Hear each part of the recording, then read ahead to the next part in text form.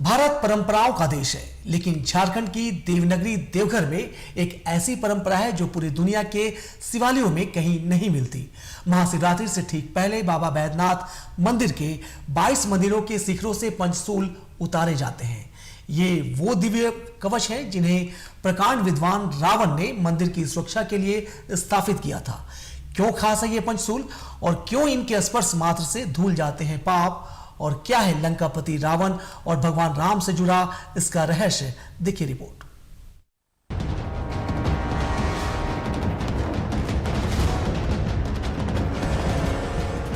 देवनगरी देवघर की अद्भुत परंपरा। महाशिवरात्रि से पहले उतरते हैं पंचशूल। बाबा बैद्यनाथ धाम में विशेष अनुष्ठान। 22 मंदिरों के शिखरों से उतरता है पंचशूल। फाल्गुन के पंचमी से शुरू होती है परंपरा। गणेश मंदिर से होती है प्रथम शुरुआत। हर हर महादेव से गूंजता है धाम। फाल्गुन मास की पंचमी तिथि और बाबा बैद्यनाथ के दरबार में एक अलौकिक दृश्य होता है। ढोल नगारों के बीच जब गणेश मंदिर के शिखर से पहला पंचशूल नीचे उतरता है तो पूरे देव नगरी हर हर महादेव के जयकारों से गूंज उठती है।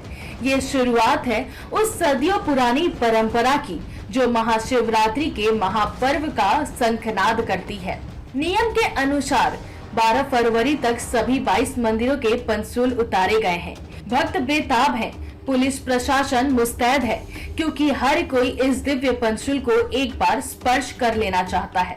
लेकिन असली रोमांच आएगा 13 फरवरी को, जब बाबा बैद्यनाथ और माता पार्वती के शिखर से पंचशूल उतरेंगे और फिर होगा हर और हरि का अद्भुत मिलन। पंचशूल की पूजा की जाती है, लेकिन शायद ही कहीं इस तरह की परंपरा होगी जो वर्ष में एक बार शिवरात्रि, जो महाशिवरात्रि जिसको बोलते हैं, वो उसमें सभी मंदिरों के पंचशूल को उतारा जाता है और फिर उनका पूजन करके फिर लगाया जाता है। तो गणेश मंदिर से उतारा जाता है, फिर आरंभ किया जाता है।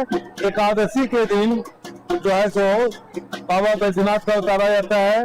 उसके बाद फिर उनका पूजन करके प्रदोष के दिन उनको लगाया जाता है और फिर चतुर्दशी दिन तो शिवरात्रि रहता ही है। तो ये बहुत प्राचीन परंपरा है और हर वर्ष उतारा जाता है। तो जगन्नाथ जी में जैसे रोज झंडा लगाया जाता है, तो यहाँ जो है सो पंचशूल की पूजा की परिक्रमा, पंचशूल की पूजा का विधान जो है बहुत प्राचीन काल से चला आ रहा है और इनका पूजन करके फिर लगा दिया जाता है शिखर पर। मगर क्यों है ये पंचशूल? पौराणिक मान्यताओं के अनुसार इन्हें महान शिव भक्त रावण ने स्थापित किया था। कहा जाता है कि ये पंचशूल 5 तत्व सृष्टि, जल, पावक, गगन और समीर से बने हैं। इसका मूल मंत्र स्वयं महादेव ने शुक्राचार्य को दिया था।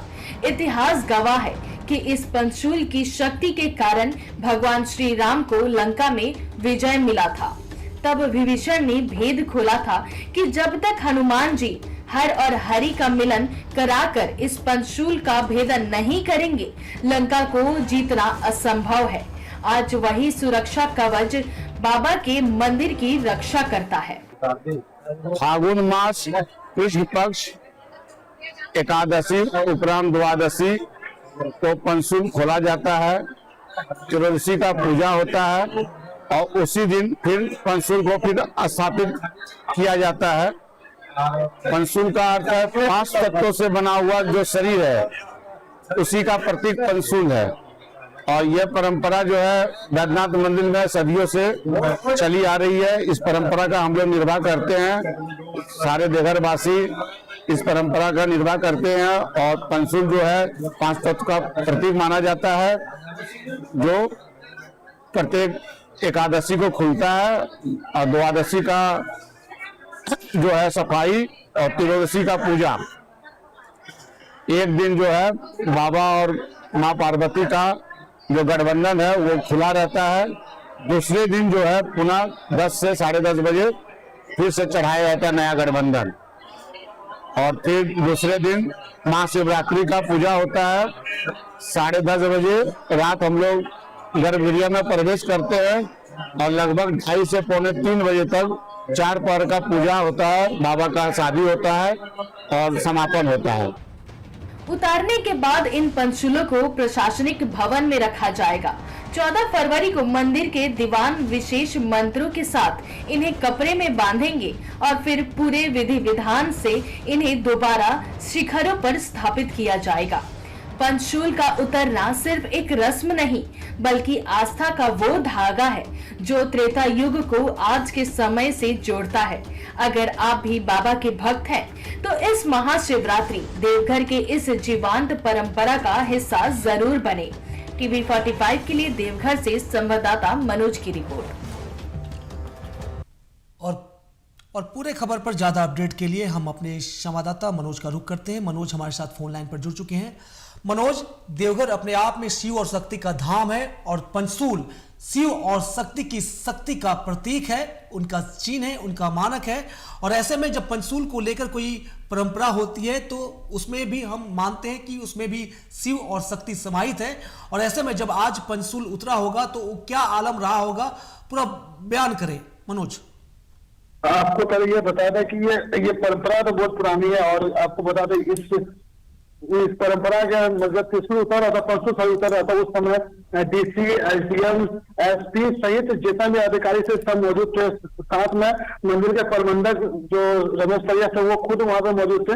मतलब त्रिशूल को उतारते समय हर तरह का प्रशासन का सहयोग था या फिर और भी लोग मतलब। और इसके सबसे बड़ी बात यह है कि पंचशूल उतरने के बाद इसके अगले दिन फिर इस पंचशूल को फिर चढ़ा दिया जाएगा।